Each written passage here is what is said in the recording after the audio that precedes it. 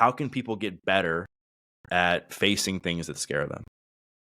The main thing to understand about your fear and anxiety is that anxiety and fear are a whole brain response.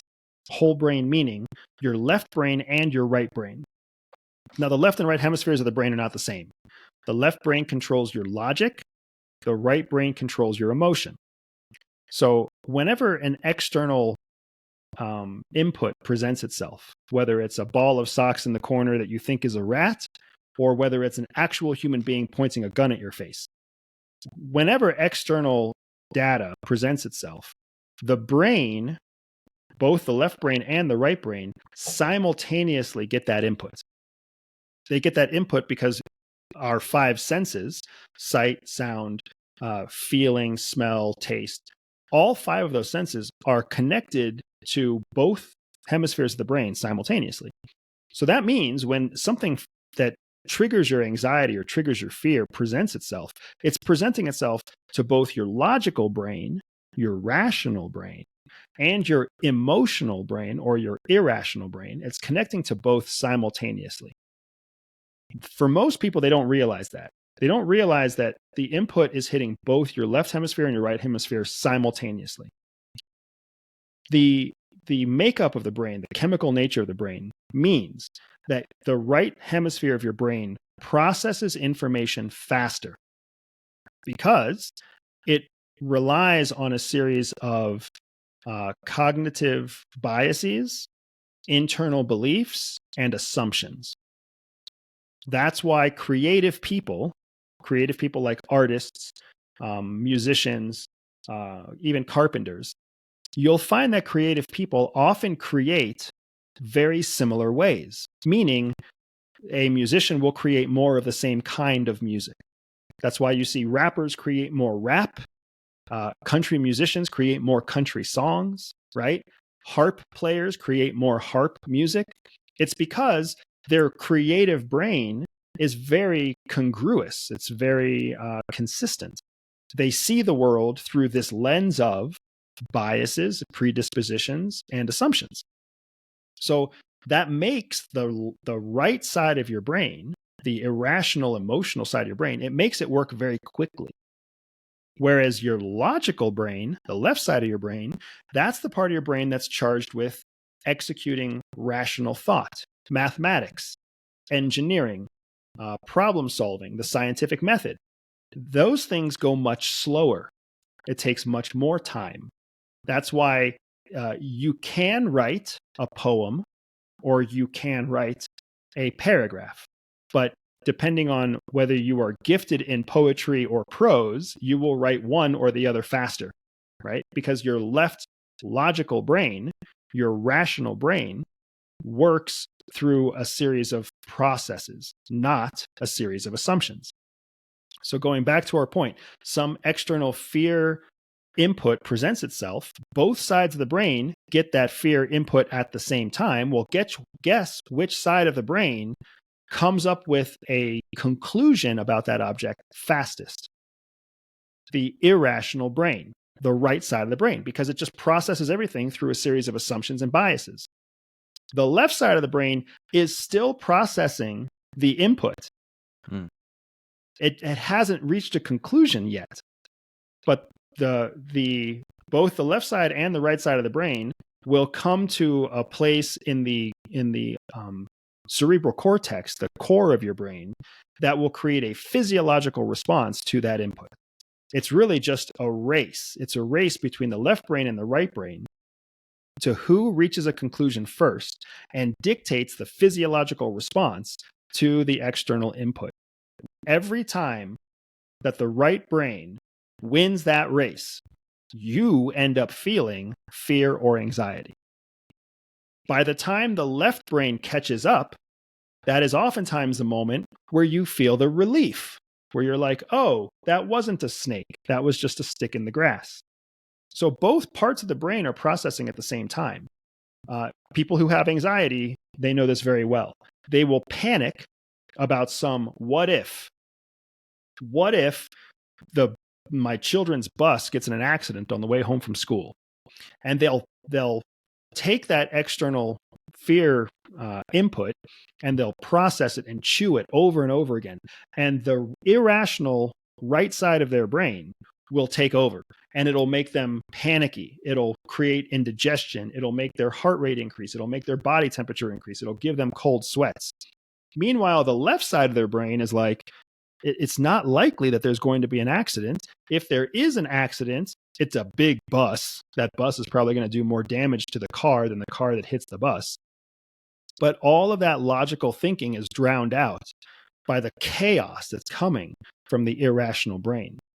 So the way that people can learn to fix or counteract the process is they can learn to understand that they should not make a conclusion.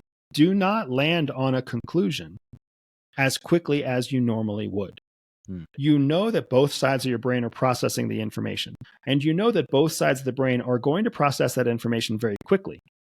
So all you have to do is give yourself a few seconds of discomfort before you reach a conclusion to give your left logical hemisphere a chance to process that information and give you a competing conclusion to what your right irrational brain tells you. So if you're afraid that someone's going to hate you because you asked a certain question, if you're nervous that you're going to not get paid at the end of the month, or you're afraid that your company is going to go upside down, or you're nervous that you're not going to make payroll by the end of the quarter, you have to give yourself just a few seconds while you're pondering that emotional conclusion. Give your body a chance to create a rational conclusion. And then when your hippocampus, the part of your body that makes that physiological response, when the hippocampus receives both left and right side inputs, it will significantly reduce the physiological response that you're accustomed to feeling from your anxiety or your fear. A very heavy scientific explanation there, Doug, but that is the anatomy of what's happening when you feel fear or anxiety. And as far as improving your ability to deal with fear, discomfort, anxiety, do you think it's more effective to practice like certain stress inoculation techniques? Or do you think it's better to do things like exposure therapy? Like, what do you think is the most effective for somebody who understands all this and they want to get better at taking chances on themselves that might scare them? Yeah, absolutely. Stress inoculation and exposure therapy are variations of the same thing. Right. But they're both the better way to go. Without a doubt, the way to go is to practice the skill. Spend more time taking more risks, but take smaller risks, because that increases your risk tolerance, which increases your logical brain's processing time to be able to go through and make a reasonable, rational conclusion. And it helps you practice slowing your irrational brain down. So essentially, you have to be a traffic cop that stops your emotional brain, and it's like a crossing guard that stops the emotional brain while giving time for the logical brain to catch up, right? So that's the way to go about it. The 100% the way not to go about it is through all of the mainstream meditation techniques that you hear, the mindfulness practices, these guided meditations. The meditation is effective, but what it's effective at doing is it's effective at taking you away from what's currently bothering you. It's not helping you process what's currently bothering you. It's just distracting you. It's a crutch. It's distracting you because it's engaging your creative brain in some other endeavor so that your logical brain can still process. Because your logical brain isn't needed to do a meditation, right? Your logical brain isn't needed for a visualization.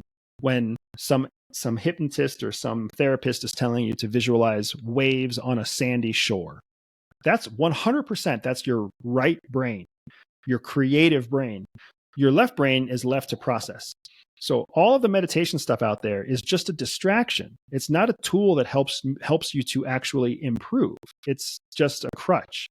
Will you feel better? Yes, you will feel better. Will you get better? No, you will not get better, because you will always have to use the crutch.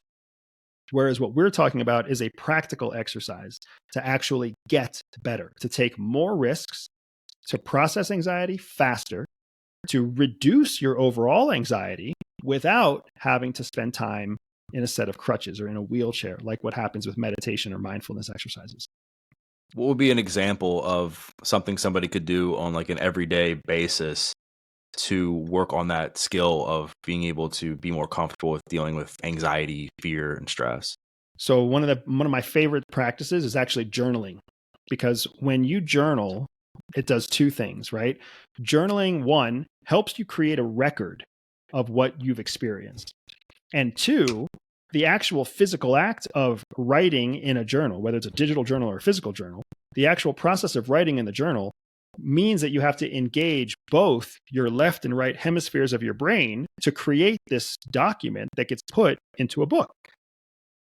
So when you journal, and you're journaling with an eye towards becoming more effective at taking risks and reducing your anxiety, the specific things that you want to journal are the moments in the day that caused you anxiety.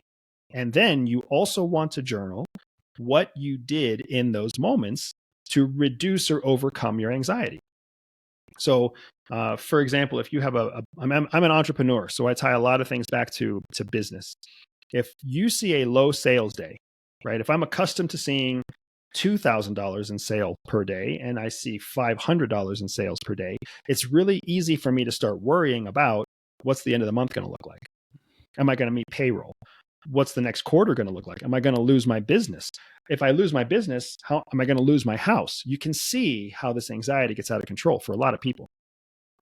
So in this journaling example, you would literally journal. You would, at the moment where that happens, you would grab your journal and you would write down, here's the date, here's the time, here's the thought.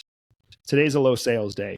I've started feeling anxiety about not making enough money for payroll at the end of the month.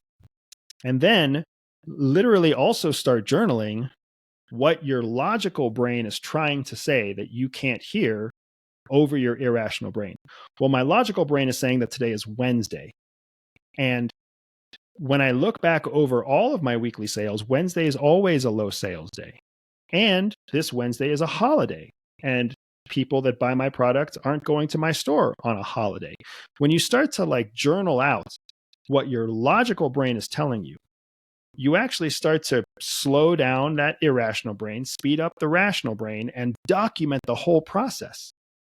So tomorrow, when I look at my sales and my sales are up, I can always look back at my journal and say, oh, look at that. Like yesterday, I was so afraid that sales were down. Today, sales are up. Well, today's Thursday. Thursday's different than Wednesday. Next week, when I have a meltdown on Wednesday, I can page back through my journal and see that I had a meltdown every Wednesday for the preceding 6 Wednesdays. And here was my conclusion. Well, guess what happens by Wednesday number 7? By Wednesday number 7, I've already learned sales are down on Wednesdays. Nothing to worry about. Right. And then as far as somebody being able to problem solve in the thick of stress, fear, anxiety, any tips for somebody to be able to any tips for somebody to be able to do so? I know we've already talked about like why people shouldn't always trust their gut, what they should do instead in the context of like conversations and stuff, but like a high stress moment, any tips specifically for that? Absolutely. The biggest tip is to understand that most of us put an inaccurate sense of urgency on decision making. Very rarely do decisions have to be made in an urgent fashion, meaning decisions don't have to be made in a few seconds. Decisions don't even have to be made really in a few minutes. Most decisions can wait 15, 20, 30 minutes before they're actually made, right? Now, if your child has a hatchet in their forehead, maybe you have to make a faster decision than 10 or 15 minutes, right? You have to decide to go to the emergency room right away. But there's a reason that most emergency rooms make you wait 30 minutes to 2 hours, because most things that we think are urgent are actually not urgent. So for people who have to feel this stress to make a decision in the thick of it, to use your words, in a moment of high stress, the biggest tip to understand, you very rarely ever have to make a decision in a moment of high stress. If you just take a moment, a few seconds to just stop and think, just stop and breathe, let your left logical brain catch up to your irrational right brain. Let the two actually process at the same time. And what you will find is the decision that you need to make doesn't have to be made right now. I have another 15 minutes before I have to make this call. I have another few hours before I need to update anybody, right? I just got a text message or an email that's upsetting to me. I don't have to respond to it right now. I have time on my side. Time is the missing resource for most people when they feel a false sense of urgency about making a decision.